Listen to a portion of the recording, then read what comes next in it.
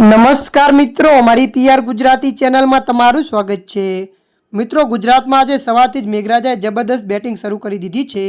દક્ષિણ ગુજરાતમાં ખાસ કરીને સુરત અને બારડોલીમાં ભારેથી અતિભારે વરસાદ થવાના કારણે અનેક ઠેકાણે જળબંબાકાર જેવી સ્થિતિ સર્જાઈ છે।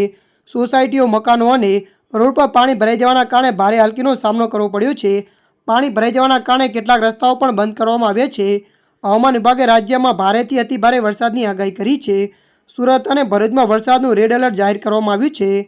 ત્યારે મિત્રો, વધુ આપને જણાવી દઈએ કે હવામાન નિષ્ણાત અંબાલાલ પટેલે પણ વરસાદની આગાહી કરતાં કહ્યું હતું કે આવતીકાલથી ગુજરાતમાં વરસાદનું જોર વધશે। રાજ્યમાં મોટાભાગના વિસ્તારોમાં ભારેથી અતિભારે વરસાદ પડશે। તેમણે ઉત્તર અને મધ્ય ગુજરાતમાં અતિભારે વરસાદની આગાહી કરી છે। પશ્ચિમ સૌરાષ્ટ્ર, દક્ષિણ ગુજરાતમાં પણ ભારેથી અતિભારે વરસાદની આગાહી કરી છે। રાજ્યમાં 1 થી 3 જુલાઈ સુધી ભારેથી અતિભારે વરસાદ વરસી શકે છે।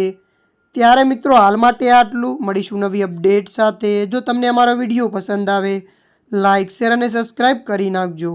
ધન્યવાદ।